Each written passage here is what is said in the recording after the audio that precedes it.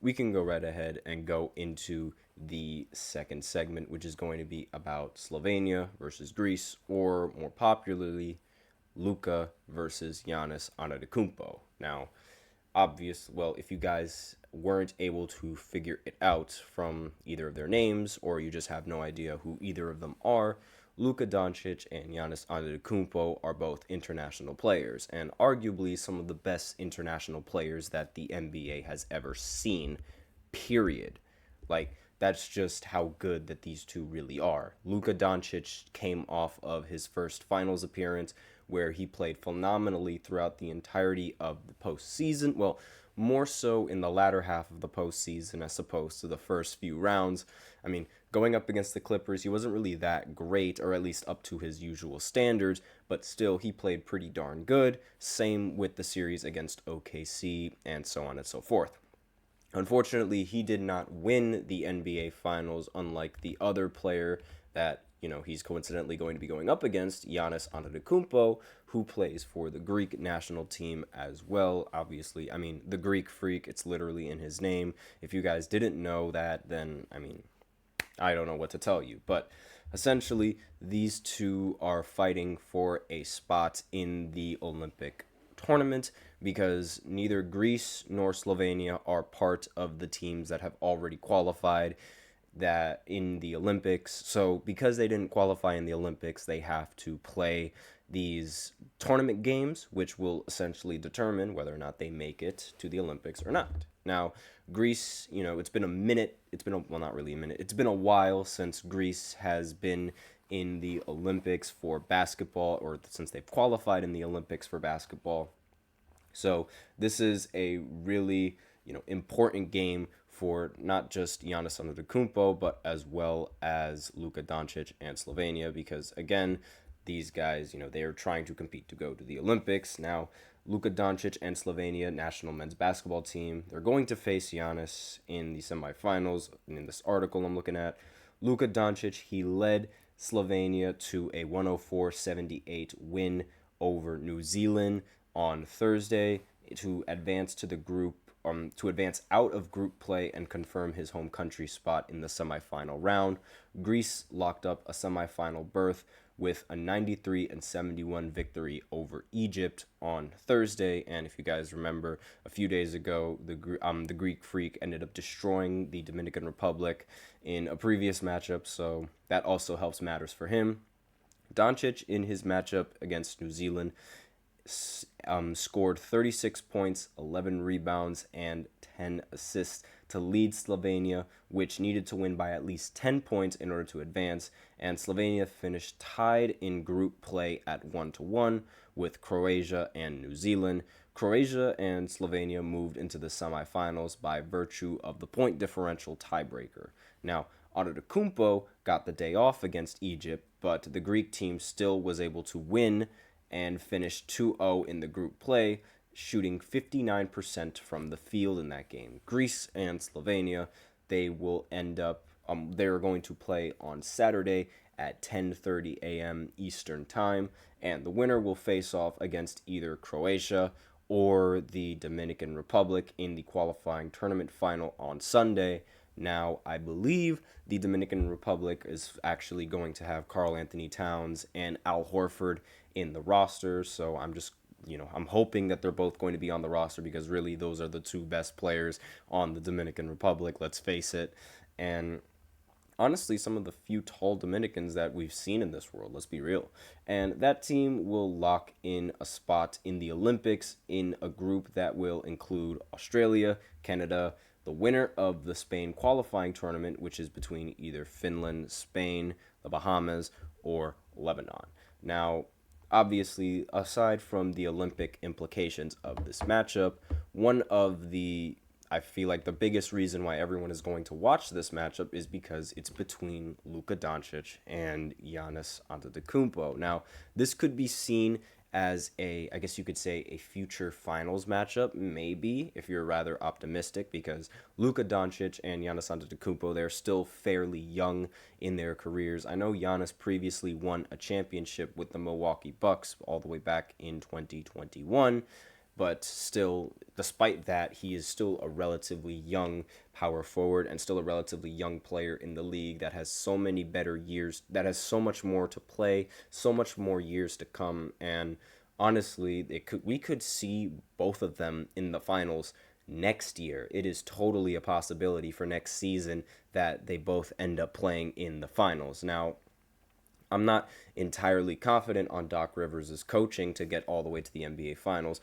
but seeing as how Luka Doncic already made the finals last year, it's really like, it's really no surprise that these two could bring either of those teams to the finals. They've done it before and they can totally do it again.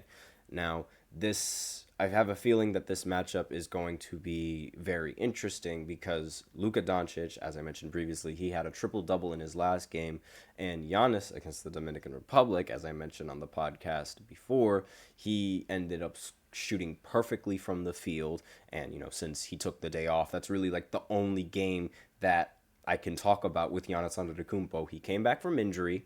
And actually, let me go ahead and put him on the screen here. I'm talking about Giannis. I might as well put him on the screen. So he came back from injury because he was injured going into the postseason. And he played 18 minutes, not really an overload on his minutes. And he was still able to drop an astounding 32 points, I believe. Let me just go ahead and make sure that yes, 32 points and didn't miss a single shot. Now, Giannis, he gets criticized a lot for being, Mr. Run and Dunk. I can only run and dunk. Some things that I see on Twitter, but really, does it matter how he scores his points? Like, I genuinely want to know. Does it really matter how you get your points as long as you get your points? Like, I would much rather have somebody that can get me 32 and not miss a single shot than somebody who can, dribble fancy and sometimes maybe score 32.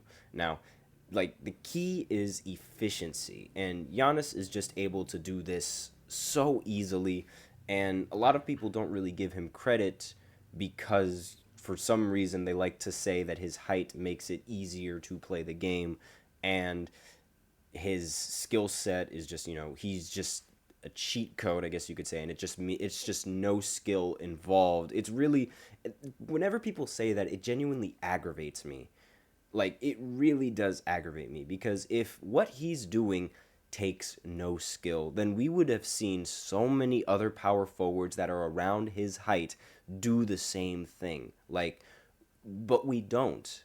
And a lot of people, they say that he just runs and dunks. It's easy. It's clearly not easy to run and dunk all the time because everyone knows you're going to run and dunk, yet you're still scoring. So it's like we give Shaq all of this praise for being a dominant force. Giannis is also a dominant force, yet he gets criticized for not being able to shoot the ball. And I genuinely don't understand why. Because if he's still giving you 30, what does it matter?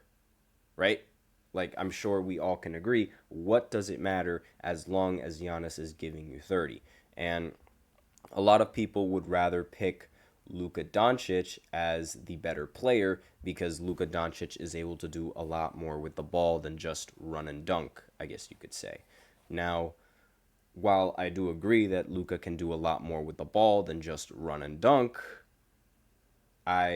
there's also a completely other half of the court that needs to be played, and that's the defense. I mean, Giannis can give you 32 and at the same time still hold his man to less than him and provide a lot more value on the defensive side of the ball than Luka Doncic can. And let's say Giannis isn't really having a good game. He will have his defense to fall back on. Let's say Luka isn't having a good game. Will he have his defense to fall back on?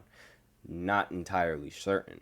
Not so sure. It's really not clear cut. While I will say that Luka's defense has improved, especially in the postseason, he was getting a lot of steals. I mean, I wouldn't really say that steals are a very impactful or as impactful as presence in the paint and rim protection, especially now with the rules, not really new rules, but with the rules in FIBA being able to sit in the paint for so long. That just adds a whole other advantage to Giannis's game because now he doesn't have to worry about sitting in the paint for 3 seconds.